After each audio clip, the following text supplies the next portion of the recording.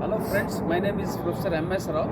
I am survivor of brain stroke in the year 2021 and I am going out alone to enjoy the nature, and I will record a couple of memories on life, leadership and various other aspects in this video. I request you to subscribe to my YouTube channel and share with your networks.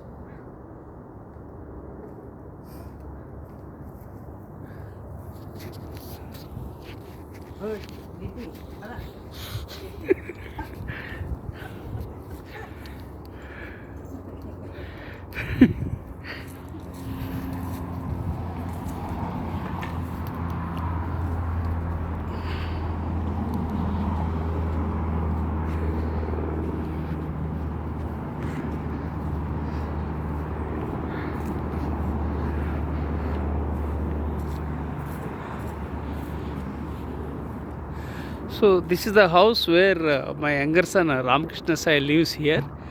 It's a very good house, very beautiful, and now I am going out to enjoy the nature, and I'll be sharing with you stories of life and leadership, and I'll go straight from here. I think it will take an hour to and fro. So let me introduce myself. My name is Professor M.S. Rao. I have authored 53 books, including the award-winning book titled See the Light in You, for which the Nobel laureate His Holiness Dalai Lama has written a foreword. I have 43 years of diversified experience, including Indian Air Force, business, teaching and training. I am a late bloomer, dyslexic, ADHD, OCD. Add to that the brain stroke worsened my health. I don't have two-wheeler, I don't have four-wheelers, and I don't get any pension, I don't have any regular income. I am 61 years old. I have mental challenges, physical challenges and financial challenges, and I was born into a toxic family and grew up in a toxic environment. Despite all the challenges, I rose from the ashes like a phoenix in the year 2021. This is about my bio, and I'll explain with you about the life in Seattle. Life in Seattle is very beautiful, and luckily today sun is favorable. Usually the weather is not stable. Sometimes it drizzles, sometimes it rains, sometimes it's cloudy, and it's unpredictable. And Seattle is a city of contrast in weather. So now the weather is sun is very favorable, and I can see sun, and sometimes it rains. Overall the weather in Seattle is very beautiful, and I love this weather, and people in Seattle are very amicable and adjustable, and they emphasize LGBT, and they respect diversity. So there are so many aspects. Because of that, I feel very much connected with Seattle, and I came to Seattle for the first time. And Seattle is one of the beautiful cities in USA, and Seattle is noted for entrepreneurship. It thrives under entrepreneurship. You can often hear the sounds of aircraft. Now I see Alaska, name of the aircraft. So this This is very close by. The Boeing operates here only. I think just 1 kilometer from here. Airport is very nearby. And there are some companies, they are doing good. Like Boeing, Amazon, Microsoft, Northstrom, and Starbucks, to name a few, and some more companies are there. And I came to know Naveen Jain is a billionaire from India. He's in Seattle, I mean Bellevue. So he's connected with me on LinkedIn. And I requested him to write a foreword, which didn't work out. Finally I received a foreword for my book titled Strategy. Initially I asked Naveen Jain to write a foreword for my book 1 year ago. So finally he was busy. It seems Naveen Jain is busy, is a billionaire, is in Bellevue. So finally Piyush Goyal, the Union Minister of India, wrote a foreword for my book Strategy, which is about leadership lessons from historical leaders. That is the basic theme of that book. So like this, there are some entrepreneurs are there. They are doing good, and Bellevue and Seattle are close connected. They are just like both Bellevue and Seattle are just like twin cities of Telangana. That means Secunderabad and Hyderabad. Please empathize with me. Sometimes I speak slowly because of my brain stroke. Otherwise I was very good communicator. So sometimes I get stuck after the brain stroke. So the overall the people are good. Entrepreneurship is doing good. Companies are doing good. Seattle is very beautiful place, and my son moved from Dallas to Seattle. I think it's 5 years ago. I don't remember the years. So now currently he's in Seattle. I don't know where he moves next. So I'm living with my wife, with my younger son Ramkrishna Sai, and so I am happy for my younger son. Of course, I am happy for both my. I am happy with my two sons. So this is briefly about Seattle. I will discuss about a new rule that I have coined by name, the Professor M.S. Rao's 4 a.m. rule. I researched for a week and coined a new leadership perspective by name Professor M.S. Rao's 4 a.m. rule. I got this trigger because I am an Indian Air Force veteran and I am an early bird, and at the age of 18 I joined Indian Air Force, and I started developing positive attitude, and I started waking up in the morning. For the last 17 years I have been waking up at 4 o'clock. So that trigger I got around 10 days back. Then I thought, why not to create a rule for this, because I created some principles, rules, models. I created a new leadership perspective, that is soft leadership. Then I created Mecca's method too, that's a method. Then this rule I have created, that is Professor M.S. Rao's 4 a.m. rule. And like this, I keep creating models, methods, frameworks, because I'm basically curious and creative, and I'm a prolific author and voracious reader. So by blending my years of experience, so I keep researching and keep moving. Just a moment, I am crossing this road because we can't just walk like that.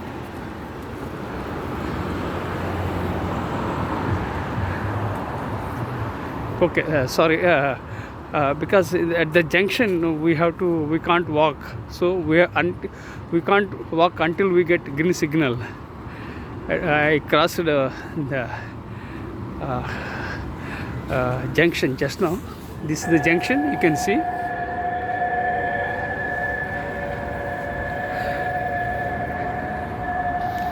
So I'll circle back to my Professor M.S. Rao's 4 a.m. rule. So I got this trigger, and I created a rule, and I think for the last 7-8 days I did heavy research.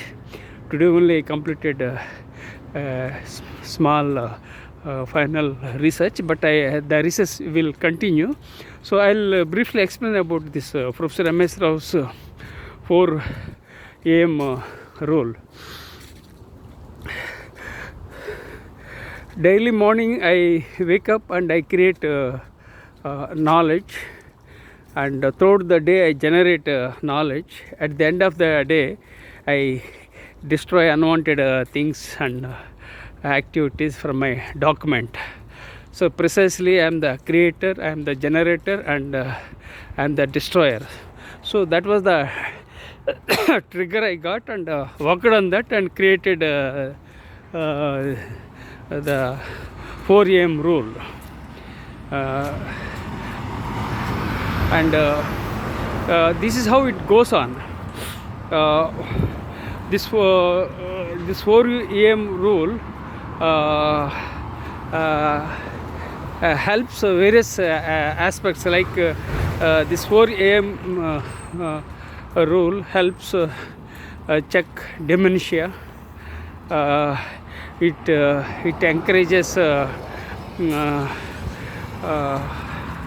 walking. It encourages swimming, meditation, and this 4 a.m. rule checks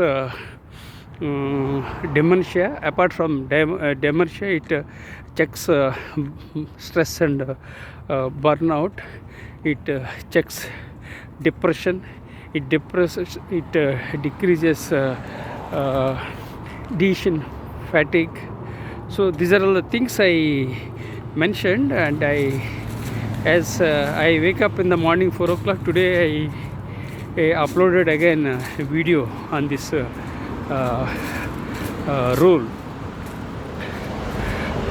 Still I am doing research, and as and when I get time I will add some aspects and keep moving forward.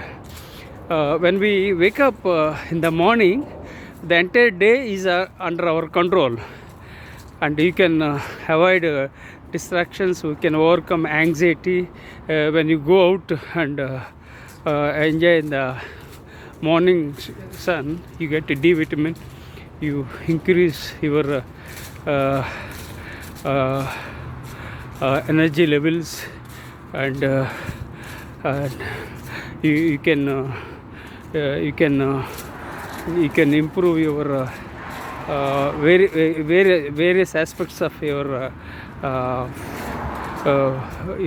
you can improve yourself mentally, physically, emotionally, and spiritually. These 4 areas it helps. Apart from that, it does so many things, and I want to connect 4 a.m. Rule with Alzheimer's disease, which is prevailing in US. It's more because people are losing their memory, so it's very challenging. And so I want to do a little bit of research and connect with Alzheimer's disease and neuroplasticity, mindfulness, and social media. Different aspects I will integrate and create. I'll publish some research papers, and I published research paper on time management, which is related to this 4 a.m. rule. And I was interviewed by various magazines and journals based on this 4 a.m. rule. A few years back, I was interviewed by my morning routine. So I often mention about my healthy habits and being an early bird. So these things I mentioned, and still the research is going on, and I'll create something new, and I'll try to connect with various aspects of soft leadership. So this is what going on. And next topic I am going to talk about is soft leadership. So I will talk about soft leadership, which is a new direction to leadership. Soft leadership is a new direction to leadership. It blends soft skills with leadership, and it's a new direction to leadership. And I published around 10 books on soft skills and soft leadership. And so I'll give you brief definition about soft leadership. Soft leadership blends your left brain with the soft skills, and right brain with your leadership. That is soft leadership. And one more definition about soft leadership is soft leadership is not about whining, it's not about complaining, it's not about criticizing, it's not about condemning. Soft leadership is all about empathizing with others, adding value, and making a difference in the lives of others. This is the new definition I have created recently. And previously I have created a couple of definitions on soft leadership. Soft leadership means emphasizing soft skills without compromising task orientation, and it's related to personality, attitude, and behavior. And the soft leadership helps countries achieve peace and prosperity. The soft leadership helps organizations achieve excellence and effectiveness. The soft leadership helps all generations, whether they are baby boomers, generation X, generation Y, and generation Z. So for all generations, this soft leadership is useful. And this soft leadership is useful especially in view of technology. And I am planning to work on technology. I am not good at technology because after the brainstroke things have gone worse, and I have health challenges, so I am not able to do any research. So once I get back to the feet, I'll work on technology a little bit, and I'll integrate soft leadership. I'll integrate soft leadership with technology, especially generative AI.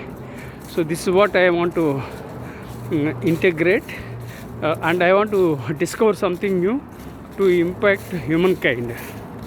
And there are elements is this soft leadership has 11 C's, that means it has a framework of 11 C's. Some of them are character, concise, charisma, conviction, communication, and conviction. So these are all the things. Total 11 C's. I have created a framework. So the soft leadership works on the framework of 11 C's, and the father of modern HR, Dave Ulrich, has created a leadership code. And the beauty of this soft leadership is that there are 4 unique aspects there are 4 unique aspects resonates to soft leadership. First is soft leadership I have dedicated to Peter Drucker, who is known as father of modern management, and the father of second thing is the father of modern marketing. Philip Kotler wrote a foreword for my book titled Soft Leadership, New Direction to Leadership. And third thing is the father of modern HR, Dave Ulrich, has created a leadership code, and that I have connected with soft leadership. That is the third thing. Fourth thing is I am known as father of soft leadership globally. Because of these 4 aspects, so I am known as father of soft leadership globally. And if you Google my name, soft leadership, you will find so many research papers, articles on soft leadership. And so I implore everyone to excel as soft leaders. So the soft leadership is not about leadership or subordinate. Soft leadership is all about partnership. Soft leadership is all about partnering with people for growth. That is a soft leadership, and there is nothing like superior or subordinate. All are equal. So that is the essence of this soft leadership, because there were so many leadership styles previously, like autocratic, democratic, laissez-faire, then servant leadership. So they missed some aspects. So I closed the gaps and coined the new leadership perspective, that is soft leadership, new direction to leadership. So, and this is briefly about soft leadership, and I am still doing research, and I get interviewed by various people on soft leadership. You will find soft leadership on YouTube channels and on online, and on prints also you will find. And I serve on the editorial board of various journals, including JVPL and GLO of Emerald, and I published 300 papers, leaving aside 1,000 articles that I contributed within a span of 17 years. So 2007 I became a faculty member.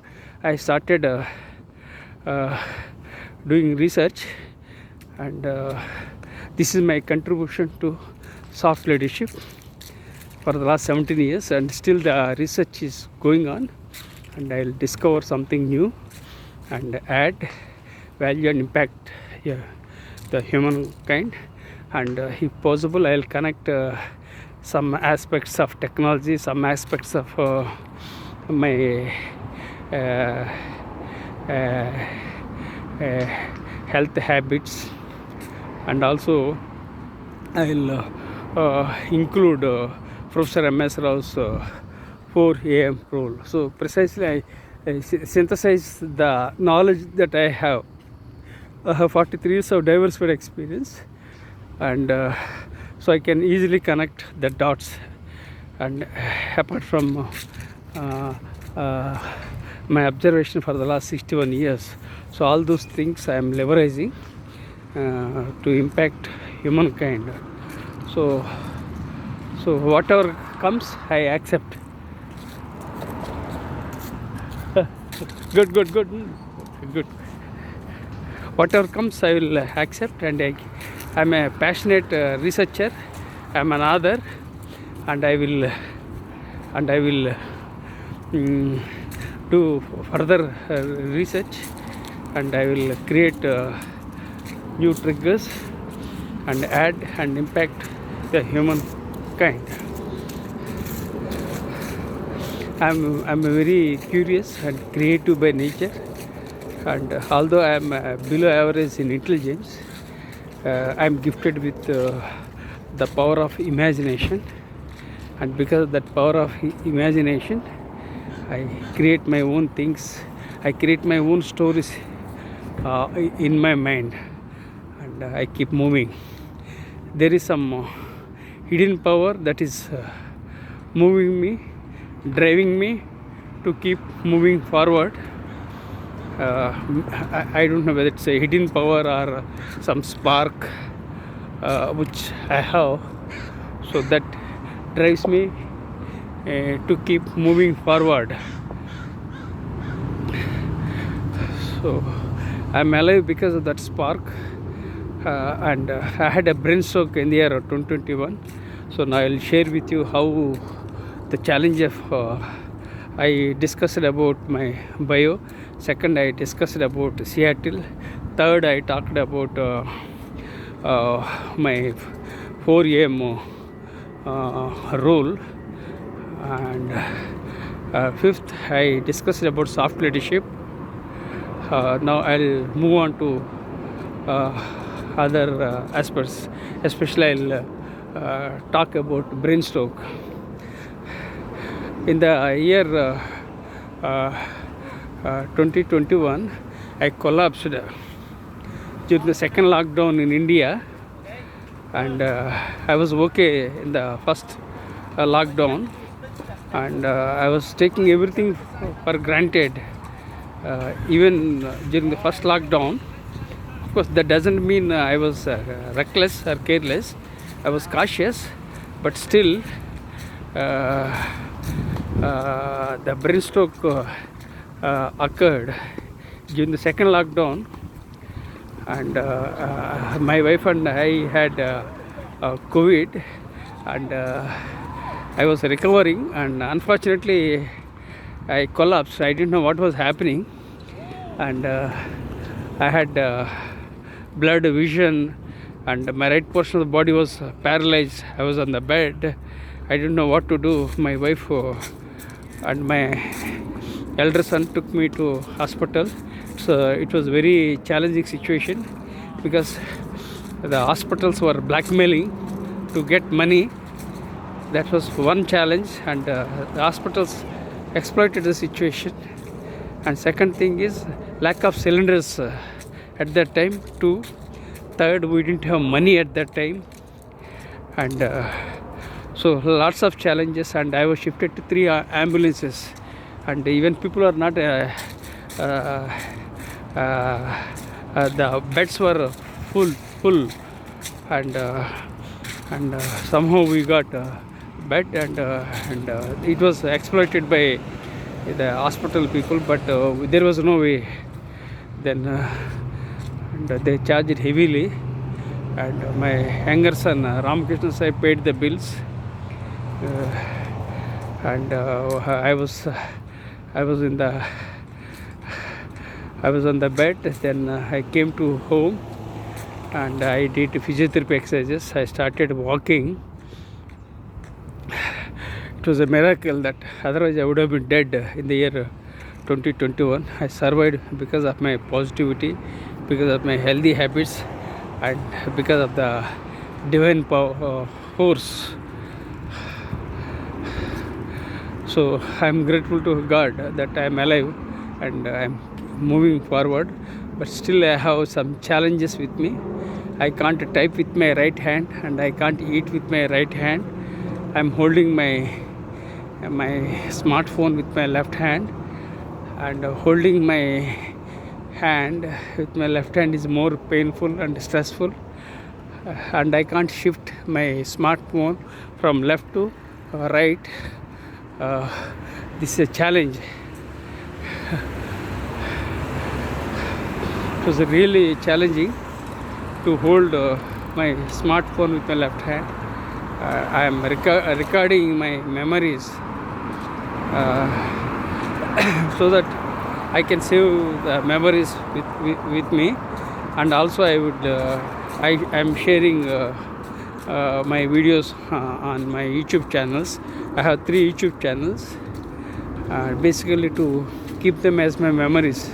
What happens if I am gone tomorrow? I may not get these things, so I am recording and keeping them, uploading and making them viral. And again, one more challenge is that I am not tech savvy, so I am uploading raw videos. I am not I don't know anything about video editing and technology. That is one more challenge, but within what I have, I am utilizing. And for more than 3.5 years, I have challenges. I still am not able to walk properly.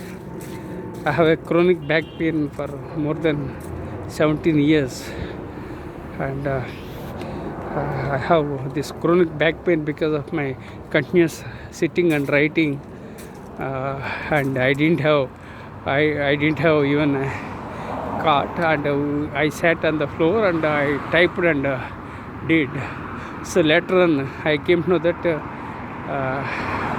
my spinal cord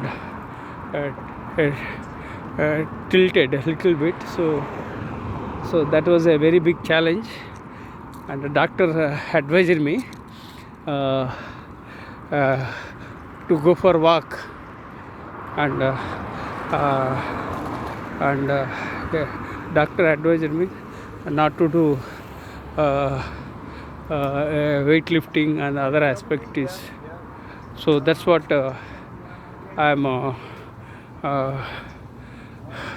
somehow somebody was talking behind, so I was disturbed. Okay, I'm moving.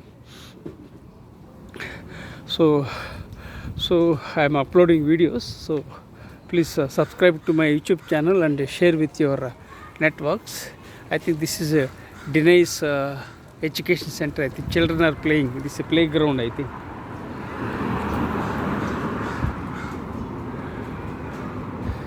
They are playing with kids.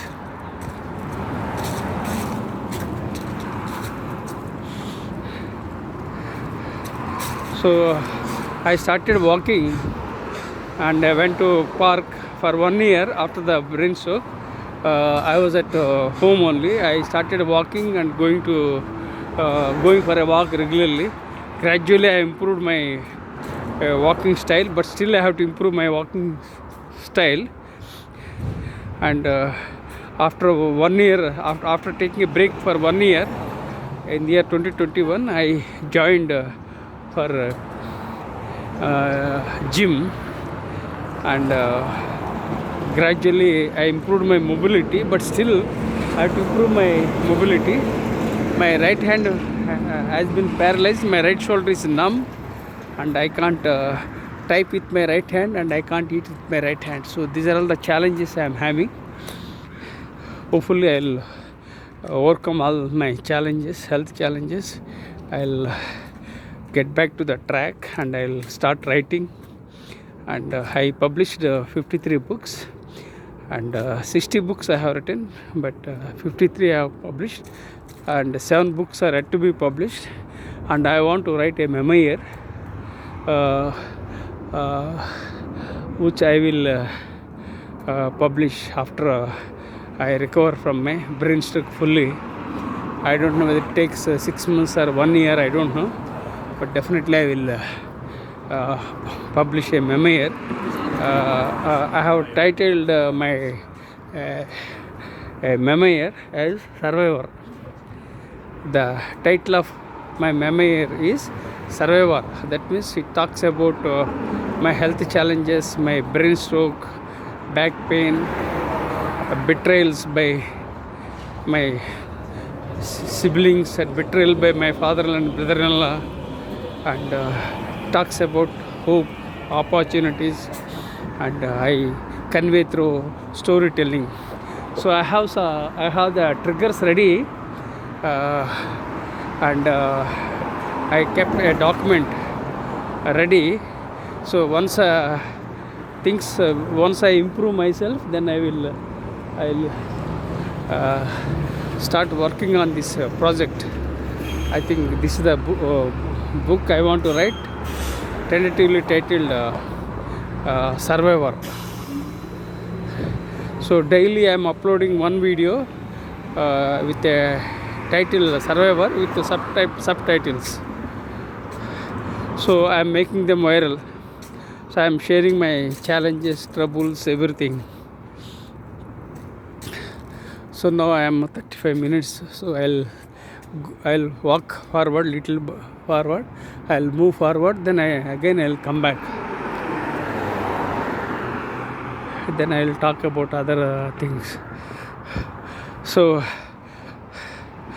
this is about the story of my brain stroke, and I'll move on to the next story. That is, I wanted to do before COVID. I wanted to travel entire India and to understand the people, problems, and to enjoy the life in entire India, because I got the trigger from Swami Vivekananda. He also went to Kashmir. Even I also visited not Kashmir. He went to Kanyakumari.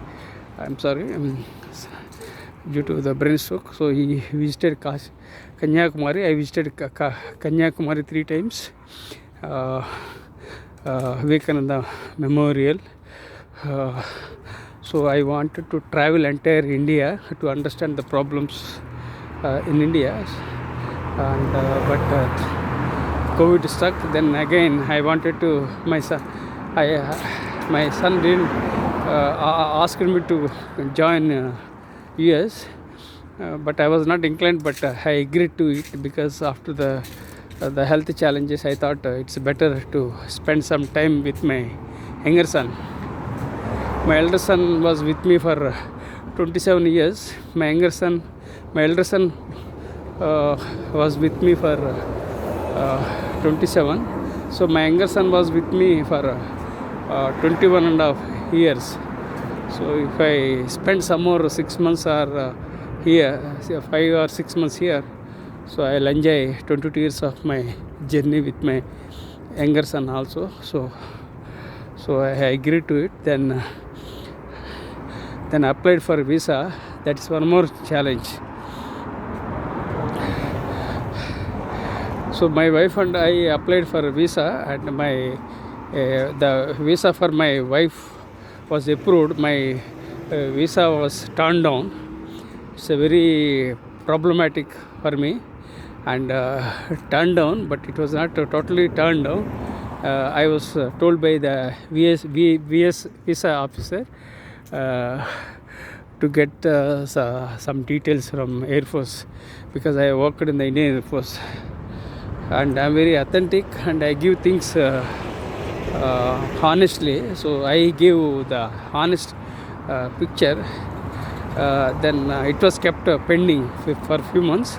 Subsequently, visa people called from embassy over the phone, and also they sent me an email to come and get the passport stamped with the visa.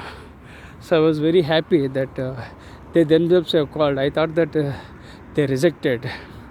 When I went to give my passport, I came to that I was given only a visa for 4 or 5 months, which doesn't work in any way. But still, something is better than nothing. So I agreed to it, and again, if I come second time, so I will have an advantage. So a little bit hope was there, and applied for visa again. It took more than 1 year, 3 months, waiting very long queue, and we applied for it. and we waited patiently, and we had biometric print. We had biometric impressions. Then the second stage was that I had to attend the visa interview, and it was very very long drawn, and for more than 10 minutes I was grilled by visa officer in India. She was a woman. She has asked questions like, why do you want to come to USA? I said, I have to meet my son. How long you will be there? I said, I will be there with my son for 3 months. You are having a brainstorm. How can you come to USA? Then I said, my wife is there. She will come along with me. Does your wife have the visa? Yes. Then I produce. Then she asked, what are your documents? IT returns, whatever was there. Then I mentioned. Then she has asked the income tax returns of my son, and details, funding, all documentation, everything she has asked. Then she has asked, what were you doing? I said I was retired. Before that, what you were doing? I said I was I did I was self-employed, and I was writing. What you were writing? I said I was writing books. How long? Then 17 for 17 years I was writing. So what kind of books do you write? Then I said I write various genre like teaching, training, mindfulness. So what kind of books you write on mindfulness? Then I said I published a book titled See the Light in You, for which the Nobel laureate His Holiness Dalai Lama is it in a foreword, and I have authored that book. Then visa officer, I think she was googling and finding out details from other things. Then she looked at my face under system. Then she looked at my face. Then she got confirmed that yes, he was the same Professor M.S. Rao with book, everything, details. She smiled. I felt so it was a lot of grilling, but she smiled by looking at my profile, my book, and His Holiness Dalai Lama is written a foreword for my book. That became a very huge trump card. Then again she said finally, so you wait for a week or so, then we will check the details, then we will update you. She gave one statement sheet. Then I went after a week to find out the details. I went there, sorry. So I'll go forward and come back to one place. Yeah.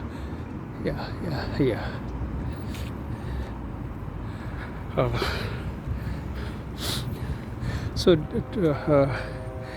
then I waited. After a week, I went to collect passport. I was very tense, very curious what would happen.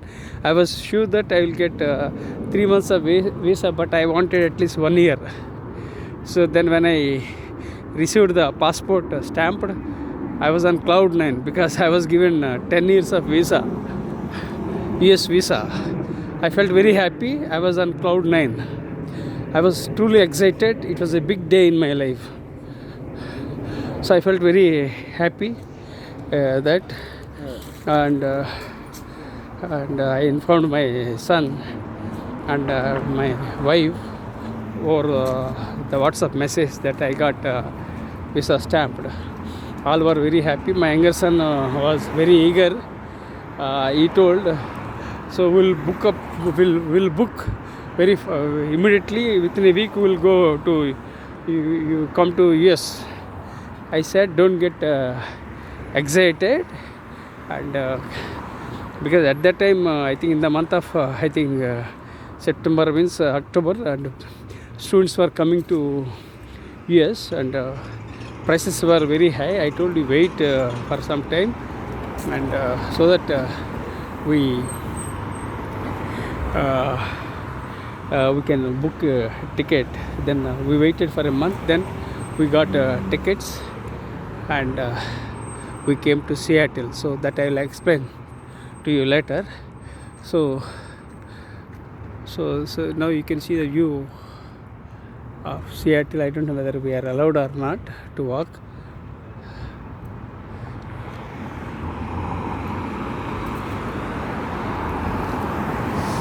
Okay, so I'll move back.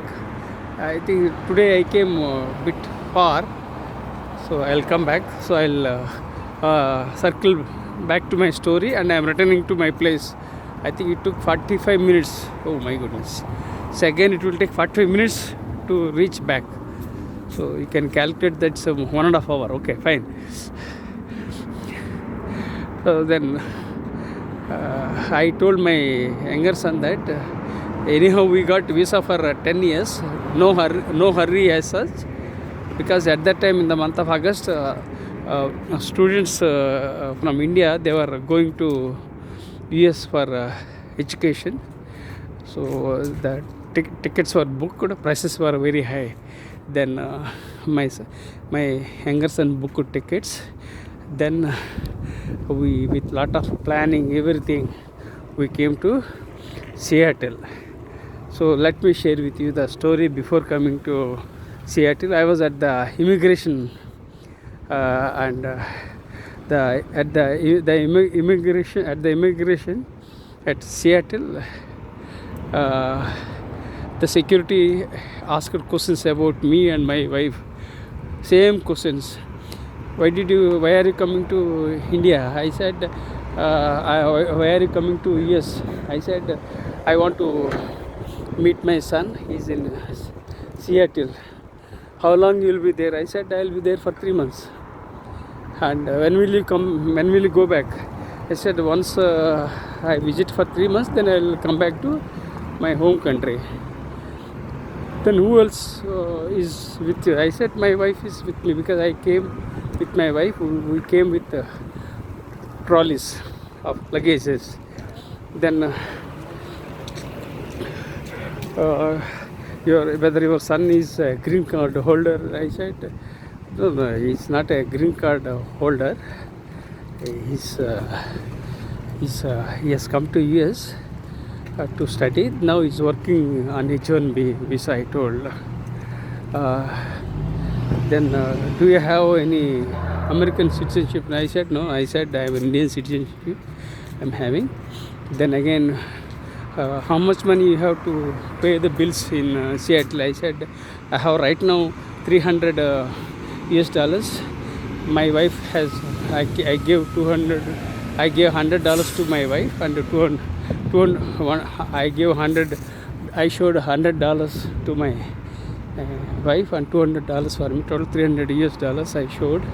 Then he has just checked everything. Then do you have any tobacco? I said, no, we don't. Like that. Then after verifying everything, and after grilling for 10 minutes, my wife and I came out of the airport. My younger son was waiting. I could not recognize my own son, because he dyed his hair. He had his hairstyle was different, and he looked like an European. I couldn't recognize that he was my son. He applied a dye to his hair. He has a long hair, and he's very handsome, my younger son.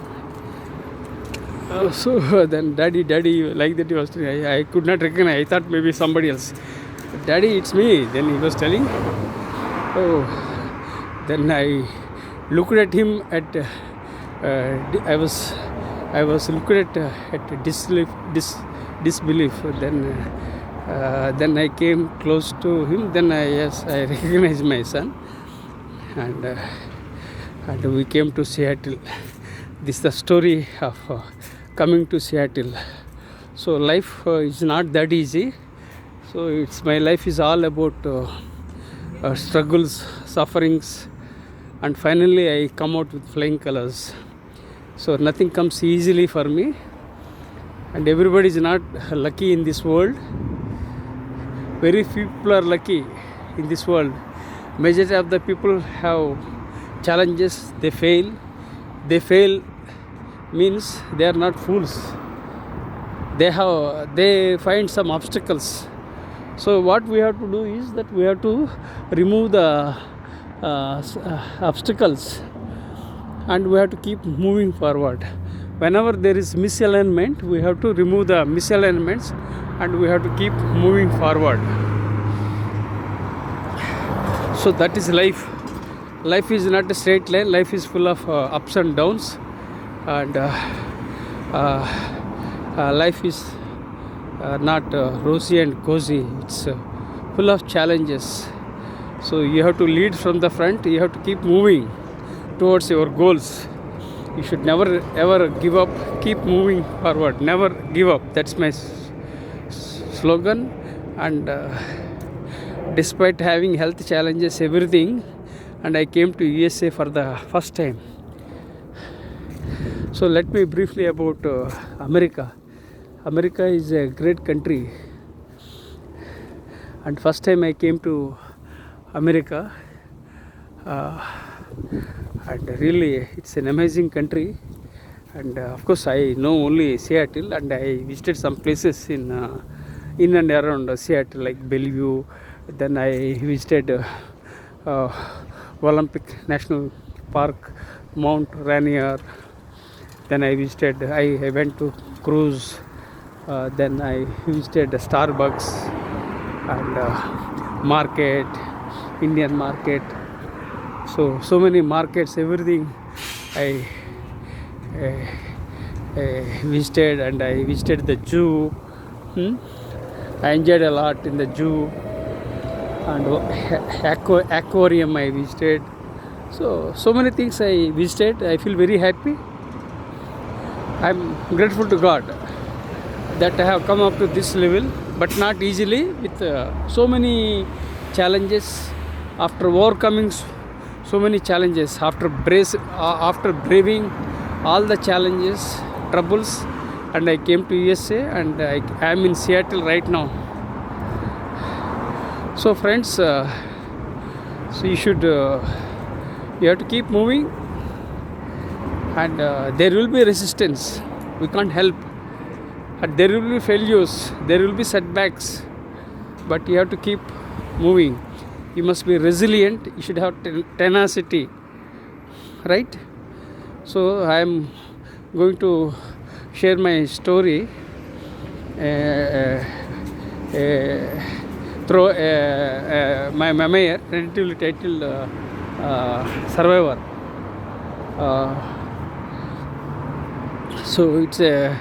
So my memoir is all about storytelling, troubles, health challenges, betrayal, opportunities, and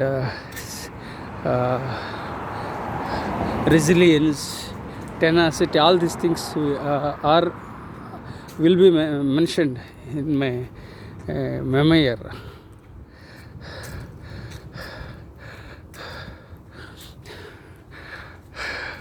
So let me briefly explain you about my life. I covered various aspects. Now I will talk about my life journey. I was born on October 31st in a tiny village, and I was born into a toxic family and grew up in a toxic environment. My life is full of struggles and sufferings. For 18 years I was at my native place. I didn't have a pleasant childhood, very problematic and chaotic childhood I had. And I worked in the tea stall, sometimes cleaning the dishes, preparing tea, sometimes collecting cash, and I could not enjoy any hobbies and pursue. and my father was a litigant. He was a hard worker, but he was a litigant and alcoholic. And my mother is a toxic woman, very notorious woman. And I was born into this kind of family, and so precisely I rose like a lotus from the mud. I rose, I blossomed from the mud like a lotus. All these negative things, aspects, I was born and I grew. And I was lucky that I came out of Indian Air Force. I'm lucky that I came out of my toxic family and joined Indian Air Force when I was 18 years old. And I grew as a healthy citizen and as a leader. I am what I am because of Indian Air Force. Again, don't think that I was a commissioned officer in the Indian Air Force. I was a simple technician. I was an airman, and I served in the lowest rank of a corporal for 12 years. And at the age of 18, I discontinued my degree. That was BSc. Then again, I continued by paying condonation fee, and I took an extension for an year. So I completed my degree. So at the age of 18, I joined the Indian Air Force, and I joined on 4th February 1982. 5th February 1982, I came to Tambaram, Chennai, and first I could not digest and I could not adjust, and very difficult because my food habits were different, and my various things I didn't like, but I started loving it, and I was getting regular clothing, food, lodging, boarding, everything, and I was getting salary of around 400 rupees, if I remember. I don't remember the exact amount. So I gave my money to my parents to support them. Every month I sent my money to my parents to support them, and I gave, because in those days amount was very much limited, little amount, and in those days opportunities were limited, unlike the present time, because now there are so many opportunities. So now we didn't have those kind of opportunities at that time. I gave my money to my parents and supported them, and I gave money for buying the gold, and I gave my money to construct first floor, and they have taken everything, and they have backstabbed my own siblings. So it's a big lesson in my life not to trust people easily. So my life has come up to this level because of this activity. So I have that kind of opinion about my toxic family members, siblings. So anyhow, you can't blame others. You have to create your own destiny. Your life depends on your hands. You have to create your own destiny. Life is beautiful. Life is amazing. Life is all about possibilities, and keep moving. So friends, so life taught me many lessons.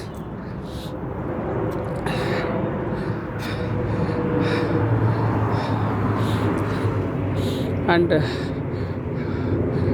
after I joined Indian Air Force, I gave money. Then I started acquiring education through private education. Through I used to go to libraries in Jodhpur and different Air Force units, and I used to read my own books. And I am basically a voracious reader, and of course now I am a prolific author. And I used to go to far distant places to visit the libraries. The first person I admired was Abraham Lincoln. I don't know why I admired. One thing I came to that he failed in many ways, and he was the American president. Later on, I started knowing about him, that Abraham Lincoln was one of the best prime ministers, one of the best presidents of America. And Abraham Lincoln was the first Republican president and the 16th president of America. And he rose to the occasion when the challenges threw at him. He managed the team of rivals. I read the book titled Team of Rivals, written by Doris, and she's a biographer and historian, and I also admire her. And I watched the Abraham Lincoln film many times, and you can understand about leadership not from books, in life. So I watched the Abraham Lincoln's film couple of times, and I read the books of Abraham Lincoln, George Washington, and Theodore Roosevelt, and various other American leaders I read. Not only that, I read about other leaders also. So I will continue sharing my knowledge. So I am waiting at the junction. Yeah, this is the junction, you can see. This is the junction. Now I am moving forward. Now I will start. Yeah, okay, now I am safe. Here rules are very strict, and we have to follow the rules and regulations. So you can see the junction. This is Seattle Fire Department. So I think it may take around 15 minutes from here to walk, 15 minutes or 20 minutes, I don't know. No, I am returning. So Abraham Lincoln was one of the best presidents of America. And another great leader I admire was George Washington. George Washington was persistent by nature, and Abraham Lincoln was resilient by nature. And both were American presidents. And whenever people had challenges, they would look up to only Abraham Lincoln. Whenever any American leader had challenges, they read the books, and they get inspired by Abraham Lincoln. Whether they are Republicans or Democrats, they are of course they have their own ideologies, but still they are presidents of America. So Abraham Lincoln inspired many people in America, not only in America, in other parts of the world also. He had lots of challenges in childhood. He failed in love. I think his stepmother cared for him, and he was very ethical. He failed in business. He failed in Senate. So he contested and failed. He failed in many ways. But Abraham Lincoln is a typical case of resilience and can-do attitude, never give up attitude.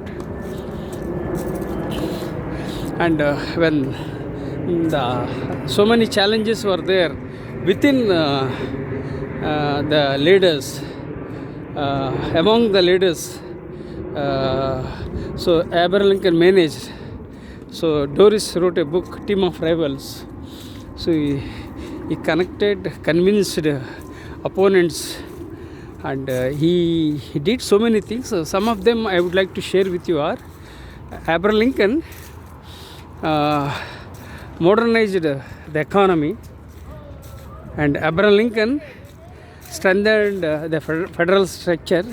Abraham Lincoln abolished slavery. Abraham Lincoln united America, because there was the country was at the verge of disintegration, and so Abraham Lincoln believed oneness, unity, and he became a role model and one of the best presidents of America. So these things I came to know later, but to start with, my fascination with Abraham Lincoln started during my childhood. So what happened? I used to go to far distant places to visit libraries in childhood, and sometimes I went by walk, sometimes I went by bicycle, and to acquire knowledge. And I used to support my parents, and I had a dream to serve my country. In teenage, something was sparking me. Then when you conspire something, it happens. So the universe will unite and bring everything. So I dreamed to become Indian Air Force officer. Then I joined Indian Air Force as an airman. I put on uniform, so I found it very honor to serve one's own country.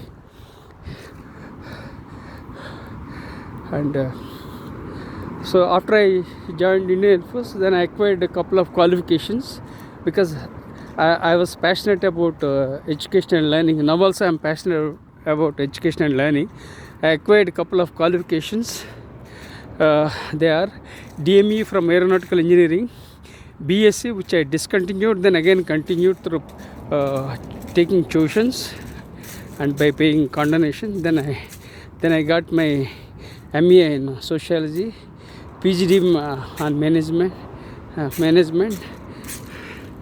and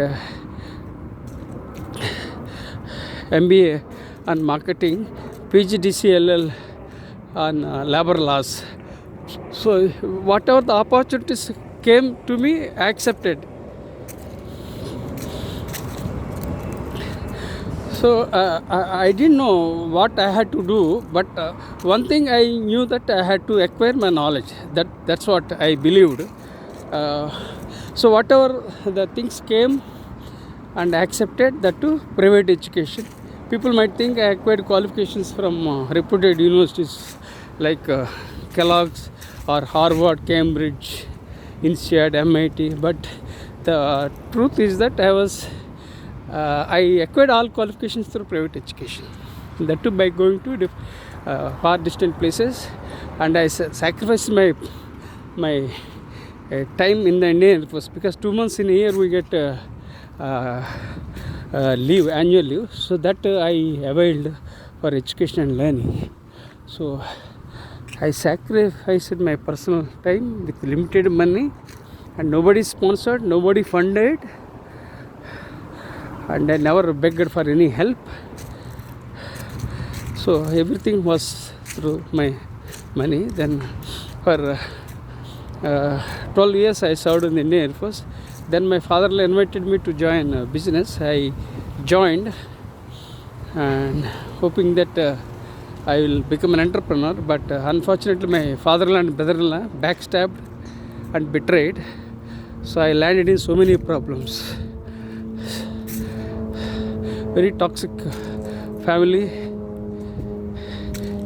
where I was born into, the wrong father-in-law and the wrong brother-in-law. All these people, they crushed my career, but ultimately I bounced back and I moved on. After doing business for 12 years or so, then I became a faculty member in the year 2007. At that time I didn't have money. I had business setbacks. I had only a salary of I think 9,000 or 8,000, 10,000, I don't remember. So with that little money, my two sons, my wife and I survived without caught. Very challenging situation, and I joined for Ph.D. and I paid 10,000 rupees fee in the month of December end 2007, and very next day, January 2008, rules were changed and fee was hiked. It was very difficult for me. Even to pay this 10,000 also was very challenging, in 2007, and following day, that is 2008, fee was hiked, and so many things. So friends, what you should learn from this video is that whatever the opportunities you come, you have to accept. You should not waste your precious time, because we don't know whether we get the similar opportunities. I missed so many opportunities in my life. Failures, that is a different story. So whatever came, I accepted. So I joined, I took admission for PhD in the month of December end 2007, and with an amount of 10,000. Even that money was also very difficult. Somehow I managed. And 2011 I got my PhD in soft skills. So lots of challenges we underwent in our life, and my two sons, my wife and I had financial challenges for more than 10 years, and we didn't have a cot for more than 10 years, and we lived in a single bedroom flat, rented one, and nobody came forward to help us. On the other hand, my own siblings exploited the situation and took away my money, limited money, everything, and they have ditched. So life taught me so many lessons. So everything happens for a reason.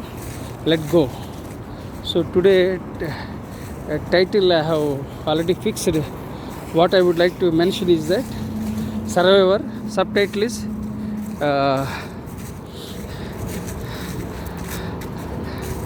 let go. So that's the tentative title, because whenever I upload a video, I keep one title. In the sense, title is survivor, subtitle is let go of. That means let us forget the past, unpleasant past, keep moving forward. Let go and move on. That's the subtitle. Now I recall. So the title of the video which I am going to upload after 1 year is survivor. That is main title. Subtitle is let go and move on. That is the subtitle. So this is the title I am uploading. So I prepare everything mentally, and I do the thing. So title is right there. Only thing I have to upload with the title has survivor, and subtitle let go and move on. That means let forget the past and keep moving forward, because there is no point in whining and blaming others. Everything happens for a reason. All that happens for good. I'm very positive person. I'm very positive by nature, and my blood group is B positive, and I am positive by nature. So be positive. Life is all about opportunities. Life is all about letting go the unpleasant things. People often waste their precious time about their unpleasant past, which will never come back. People often think too much about the future that can't be predicted. So learn to live in the present. What you have right now is only the present, right? So live in the present. Let bygones be bygones. And especially after the COVID, I learned so many lessons, and still I am learning lessons. And we should learn to live in the every moment of our life, because what happens next that we can't predict. Especially in view of my brain stroke, I have changed my mind. So I am living every moment of my life, every moment of my time. I want to add value and impact humankind. I love stories. I create stories and share my stories to impact humankind. If some of my stories resonates with humankind, that serves my purpose. Let me repeat my statement. I create stories and share my stories with a vision to impact humankind. If you share my videos with your connections, I'm very happy. It's a true honor because I'm part of this journey, and while speaking and I'm talking with people, so a lot of positive aspects you can expect, you can learn from me. Some of the lessons you can learn from me, and you can also grow as a leader. And at the same time, I am telling you what some of the things you must discard, because I do things in the prevailing situation. Some of the things might not work to your principles, rules and regulations. So whatever you feel comfortable, you accept. Rest you please discard. And let me share with you the lesson. We often talk about leadership. Leadership is not easy. Leaders are born with lots of challenges. We talk about leadership on books. Books only give you the guidelines. Scholars usually they focus on books. I'm a blend of scholar and practitioner. That means I'm a scholar because I'm a researcher and author, and I do a lot of research. And second thing is I'm a practitioner because I have practiced from Indian Air Force experience and other areas. So I'm blend of both. So if you want to grow, you have to blend your theory with practice, and it's more of practice that matters. Theory gives you the inputs, and when you encounter practical challenges and you feel the heat and you understand the challenges, you have to every moment you have to revise your strategies, and you have to keep moving forward. Every moment, every day, every moment you learn and you discard unwanted things, and you learn from mistakes and you keep moving forward. And I would tell everyone is that no leader is entirely good, no leader is entirely bad. All leaders have their strengths and concerns. We should only take the positive aspects from the leaders, and we have to move forward. We should discard the negative aspects. We should discard the weaknesses. We have to focus on positivity so that we can grow as leaders. In my life, I made so many mistakes, and I learned, and I am still learning. So life is all about learning, unlearning and relearning. If you don't learn, if you don't unlearn, if you don't relearn, you'll have challenges. You have to embrace technology, you have to embrace change. Change is the only thing constant in this world. So you have to embrace the change, and you have to keep moving, because some of the things which we did will not work now. What are the things we do in the future also may not work, that we can't predict. So what worked in the past may not work. What works now may not work. So we have to embrace change. We have to embrace technology time to time. We have to keep moving forward so that we can grow as leaders. We can grow as great leaders. So we should have positive attitude, and you have to move, you have to keep moving with a right attitude. This is briefly about leadership, and let me share with you the storytelling of my traveling.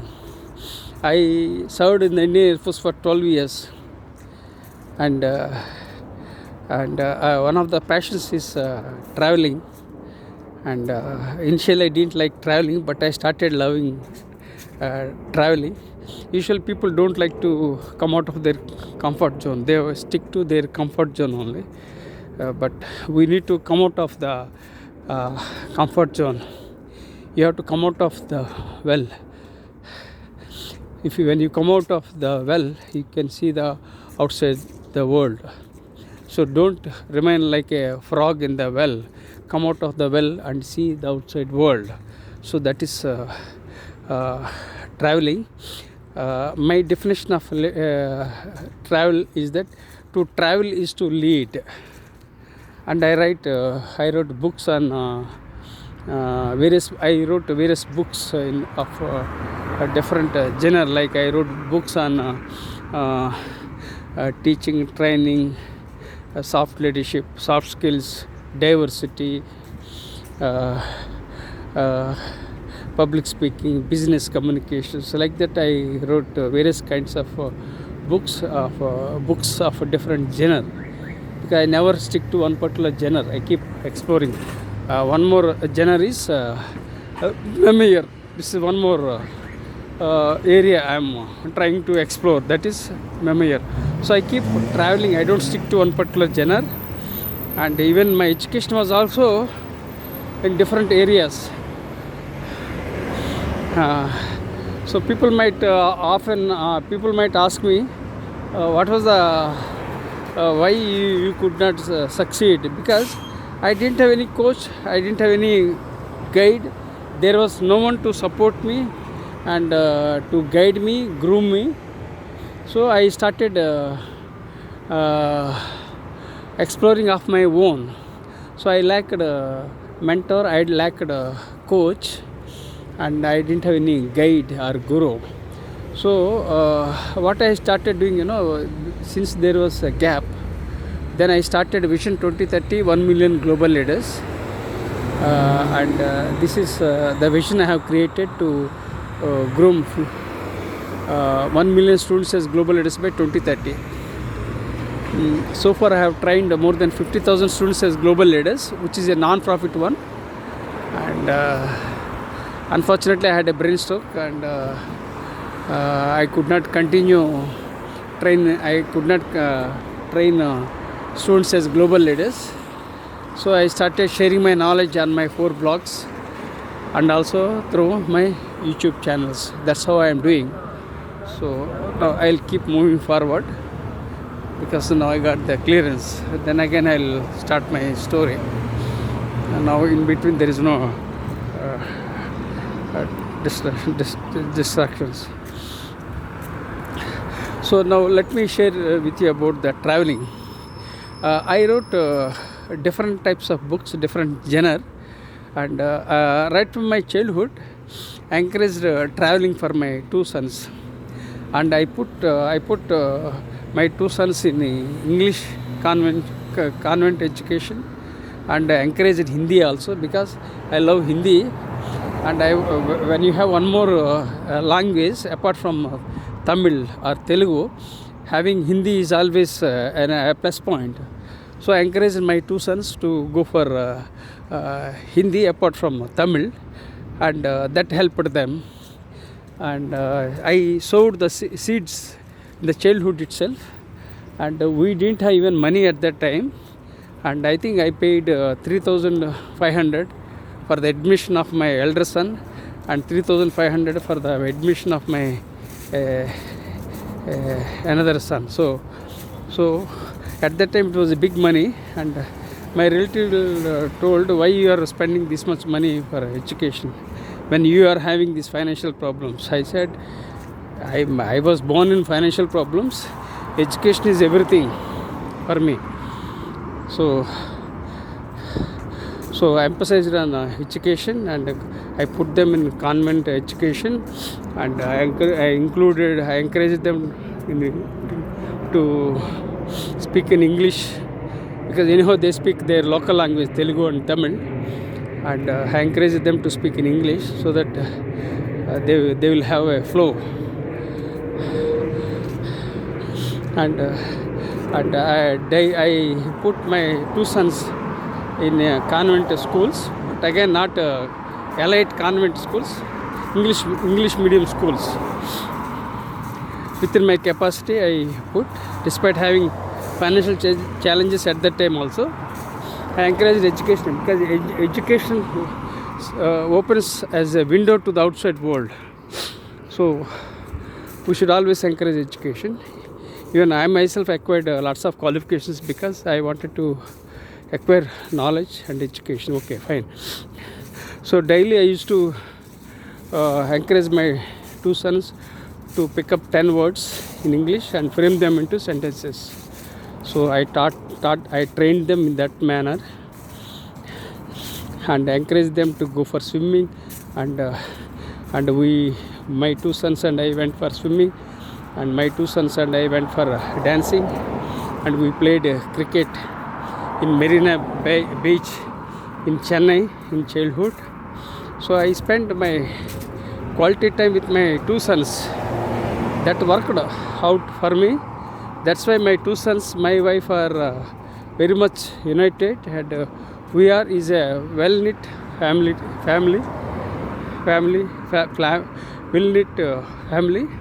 and we are connected. Although I had a limited money, I encouraged traveling for my two sons and my wife, and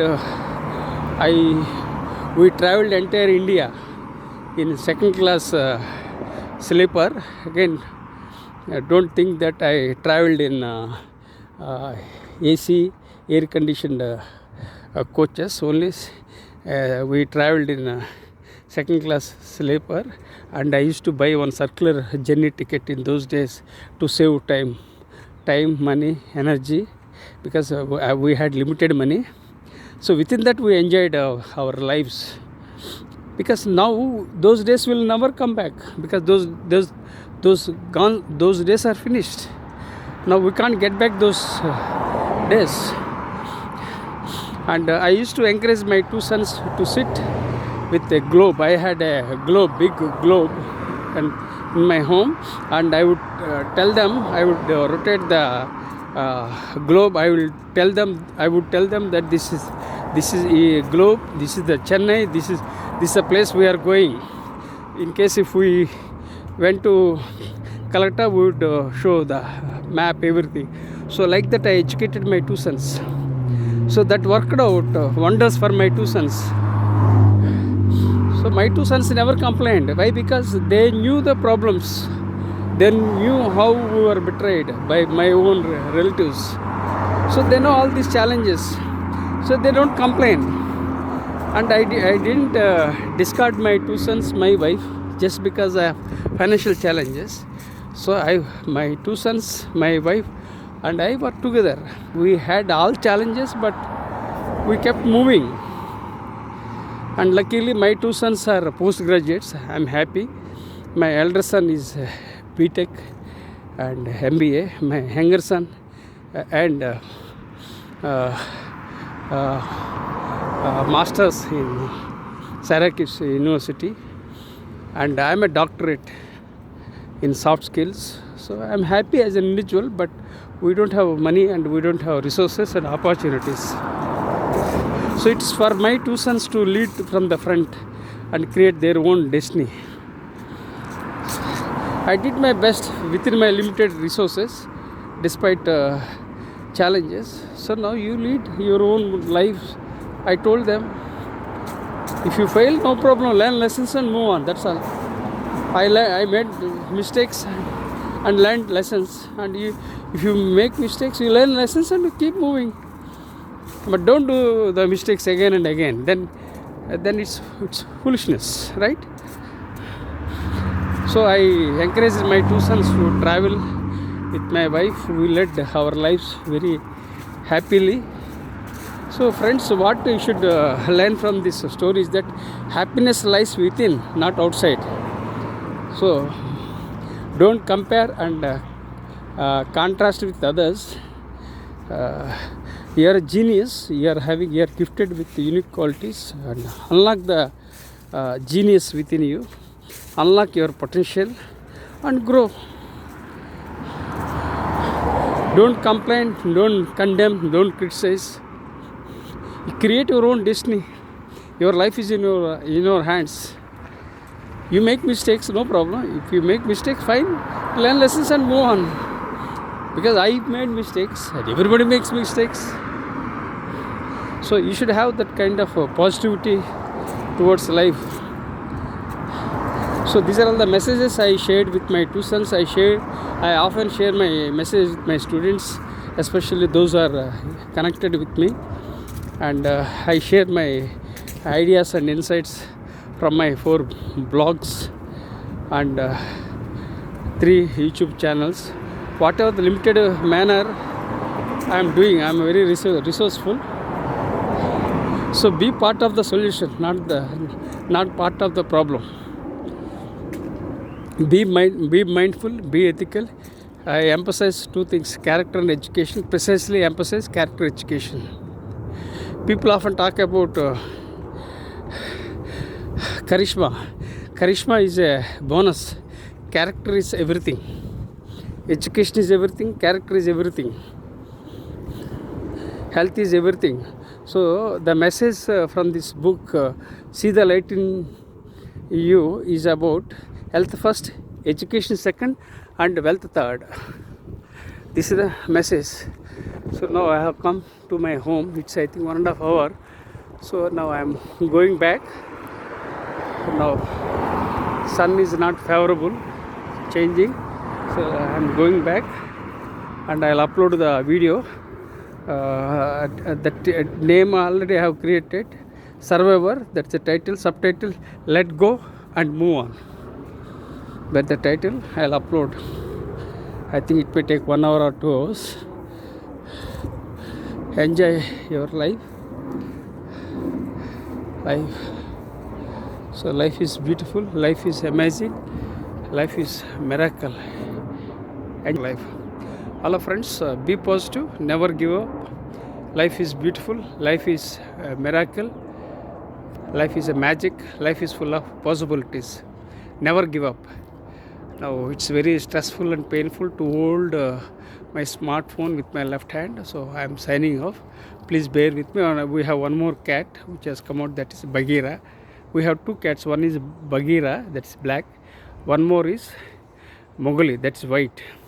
These 2 cats my younger son brought from Dallas to Seattle, and so it's a very emotional story. Actually, my son wanted to take only one baby cat, and another cat was crying. Then he took another cat, because those 2 cats are twins. So my younger son felt it's not good to separate twin cats. So he brought those 2 baby cats, and both cats are here. Now you can see one cat, Bagheera, and one more cat is Mowgli.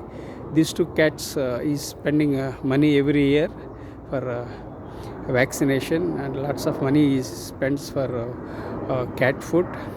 And this Bagheera, which is in front of me, my younger son spent 5 lakhs, because this Bagheera, the black one, has kidney problem. My younger son spent 5 lakhs on this black cat. One more cat, that's Mowgli, that's white, that is having asthma problem. Those 2 cats have health problems, but he didn't abandon the cats. That's the greatness of my 2 sons. When my 2 sons can care so much for 2 cats, so imagine how much he cares me and my wife. So I am very happy that I have a great son, Ramakrishna Sai, and I am also happy with my another son, that is Ganesh Sai. I am proud of my 2 sons, and I am signing off. And yes, Bagheera, just look here. Bagheera, come. Hi, how are you? Don't go inside. Bagheera, come. Yes, come here. Come. See, it's enjoying. It's enjoying. My right hand is problematic, so it's enjoying. It's a beautiful cat, huh? Come. Okay. Okay. Thank you for subscribing to my YouTube channel. Life is beautiful. Life is amazing. Uh, Enjoy the journey with gratitude.